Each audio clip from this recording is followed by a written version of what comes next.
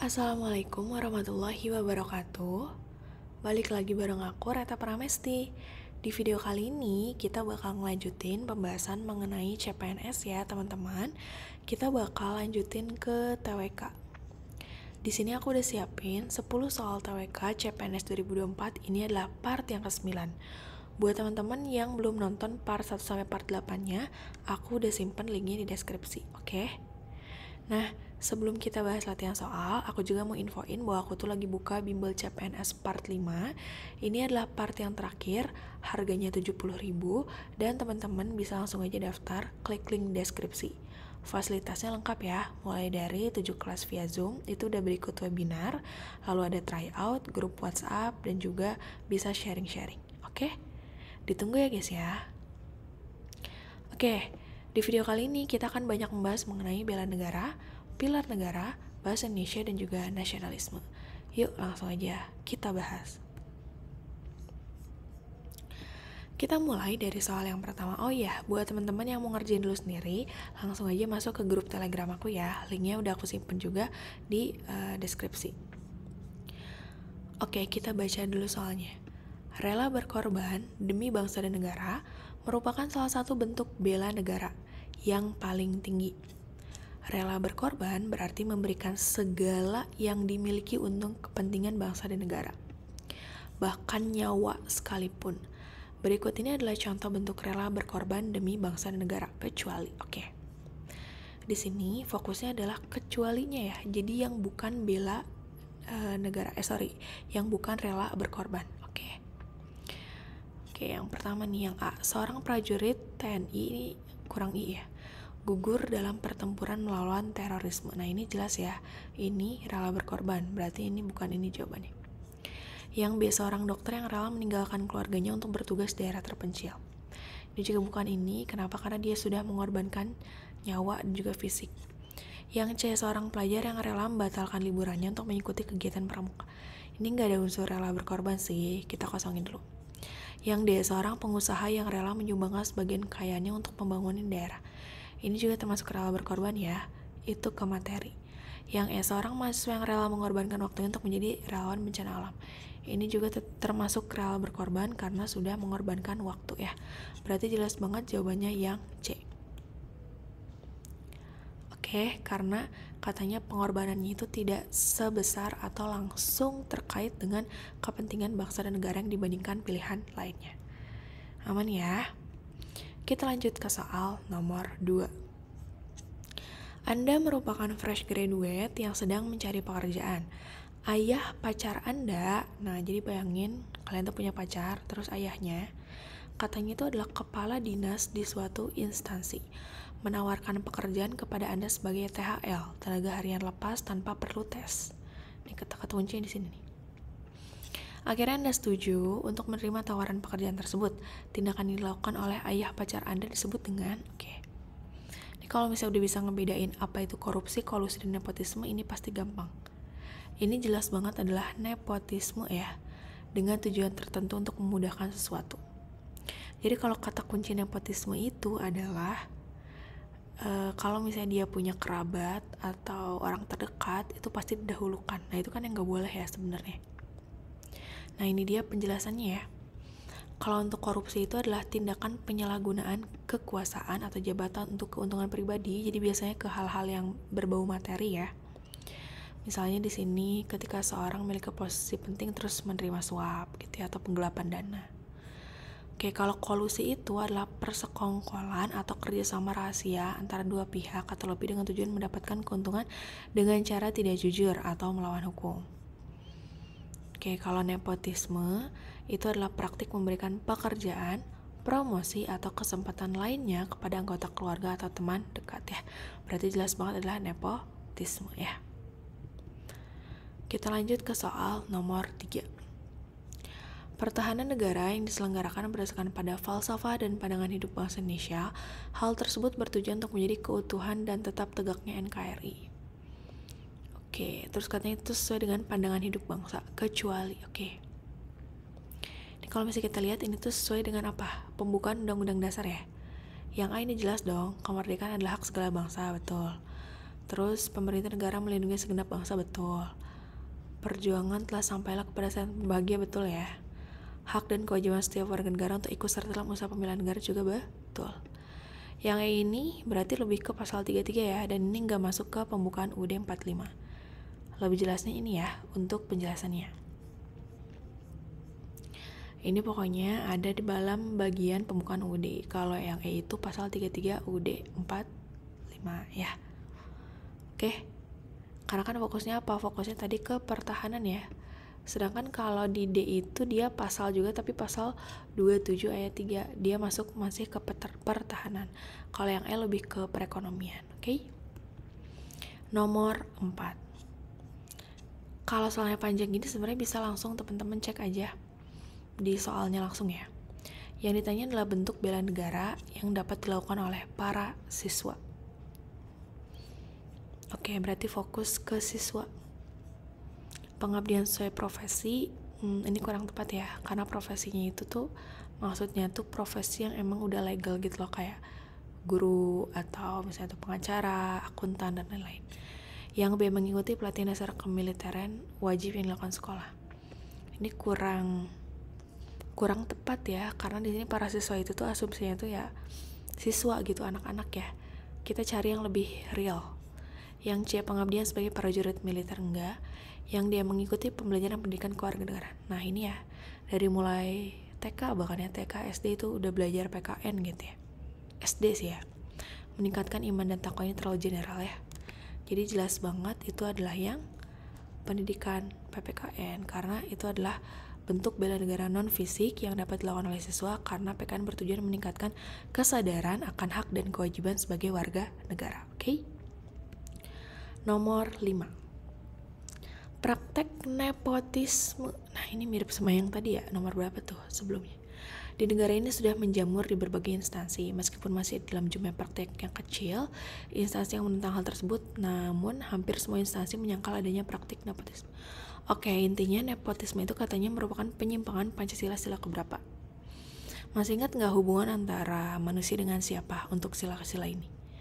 Kalau sila pertama manusia dengan Tuhannya, yang kedua manusia dengan manusia lain, yang ketiga manusia dengan negaranya ya, yang keempat manusia dengan pemerintahan, yang kelima manusia dengan masyarakat. Oke, kira-kira kalau nepotisme ini dia itu berhubungannya itu sama siapa yang benar-benar dirugikan? Lebih ke masyarakat ya. Kenapa? Karena di sini tuh bisa juga kita lihat dari prinsip keadilan ya. Jadi dia udah melanggar keadilan juga ya. Maka ya udah jelas banget masuk sila ke-5. Padahal kan semua orang itu punya hak dan kedudukan yang sama gitu ya di depan hukum, atau juga dalam kehidupan sehari-hari. Jadi maksudnya tidak boleh ada privilege gitu ya. Jadi harus dengan upaya yang adil gitu, oke? Kita lanjut nomor 6. Coba kita langsung aja baca ya soalnya. Berdasarkan hal itu, maka keterlibatan warga negara dalam bela negara secara non-fisik dapat dilakukan dalam bentuk berbagai berikut kecuali. Berarti kita cari yang bela fisik ya. Oke. Kita langsung aja lihat jawabannya. Di sini ternyata jawabannya itu adalah yang C. Kenapa? Karena kan yang ditanyain adalah yang kecuali ya, dari non fisik, berarti cari yang fisik ya, atau yang berhubungan sama fisik gitu ya. Coba yang A nih, meningkatkan kesadaran berbangsa dan bernegara termasuk menghayati demokrasi. Nah, ini tuh adalah bentuk bela negara non fisik ya, karena berkaitan dengan penguatan kesadaran nasional. Berarti ini benar. Yang B, berperan aktif dalam memajukan bangsa dan negara. Ini juga non fisik ya, karena kontribusi nyata dalam berbagai bidang untuk kemajuan negara. Yang C, mengabaikan pembekalan. Ini udah jelas banget sih mengabaikan ya. Jadi tindakannya negatif ya.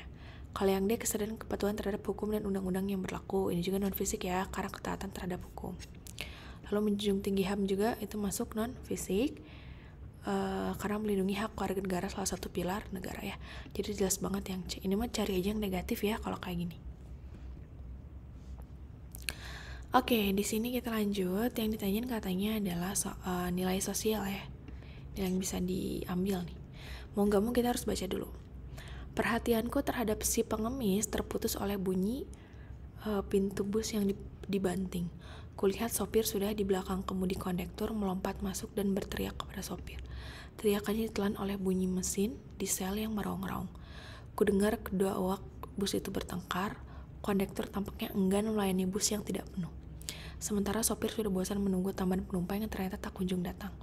Mereka terus bertengkar melalui kata-kata yang tak sedap didengar, dan bus terus melaju meninggalkan terminal Cirebon. Sopir yang marah menjalankan busnya dengan gila-gilaan. Kondektur diam, tetapi kata-kata kasarnya meledak tumpah lagi kali ini bukan kepada sopir, melainkan pada pengemis yang jongkok dekat pintu belakang. Hei, kenapa kamu tidak turun? Mau jadi gembel di Jakarta? Kamu tidak tahu gembel di sana pada dibuang ke laut dijadikan rumpon? Pengemis itu diam saja. Oke, berarti ini ada terkait konflik ya. Konflik ini tadi antara siapa? Pengemis, kondektur sama sopir ya, pokoknya panas gitu ya. Yang pada ujung-ujungnya itu ke si pengemis gitu. Nah, nilai sosialnya coba kita lihat yang A. Kehidupan orang-orang di terminal penuh dengan permasalahan. Yang B. Sopir penanggung jawab utama dalam mengendalikan kendaraan. Kalau nilai sosial itu lebih ke apa yang bisa kita ambil juga sih ya. Yang C. Sopir dan kondektur selalu kerjasama dan pengertian. Ini enggak ya. Yang D. Kondektur sebagai pembantu harus mengikuti keinginan sopir dan juga enggak. Menghargai dan menghormati tugas tanggung jawab masing-masing. Jelas ya. Jadi harus paham tugas dan tanggung jawabnya biar nggak ada konflik ini loh.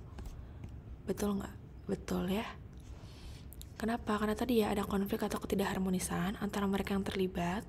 Hal ini menunjukkan adanya kurangnya penghargaan terhadap tugas tanggung jawab masing-masing.